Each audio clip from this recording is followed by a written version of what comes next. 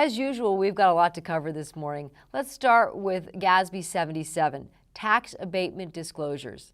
I know GASB recently issued its final guidance.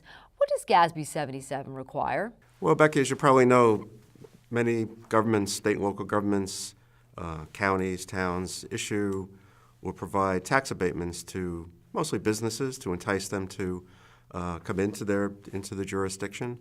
And right now, under the current accounting rules, there really are no disclosure requirements or other accounting requirements related to these tax abatements. So GASB 77 is the GASB's effort to bring some disclosure, and not so much accounting, but more disclosure requirements to the tax abatement area.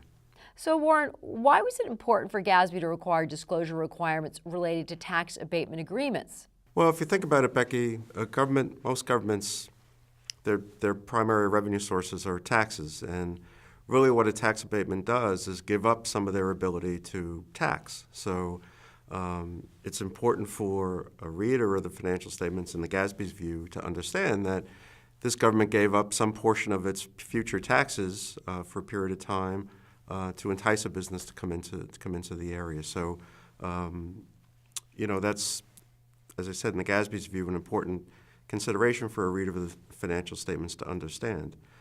There are some commentators on the GASB exposure draft that said, well, why are we just focusing on specific types of agreements?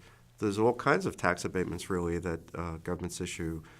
Senior citizens, veterans, et cetera, for real estate taxes mostly.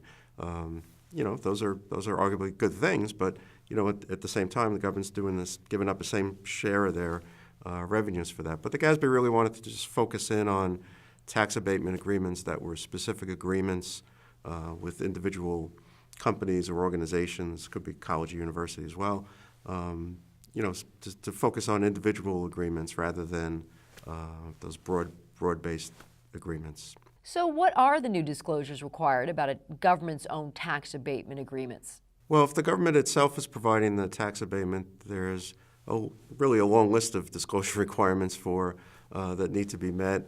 There's an overall description of the agreement. You don't have to, just take a step back, you don't have to mention individual tax abatement agreements, so you don't need to name the companies involved or the other organizations. But GASB 77 wants you to kind of categorize those into the different types of tax abatements that you have, and then provide information about each of those categories. So it's description of the agreements, the types of the entities, how the abatement's being provided. Is it a reduction of assessed value, so to speak, in real estate, or is it a reduction of the rate? Or are there any commitments that the government undertakes as part of the abatement? So if you come in and build a factory in our county, we'll extend this road to come up to your county. Do they have commitments like that have to be disclosed?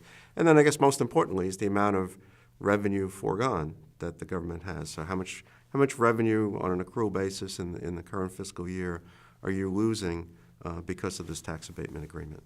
So those are, there's more details, but those are essentially the nuts and bolts of what's required to be disclosed.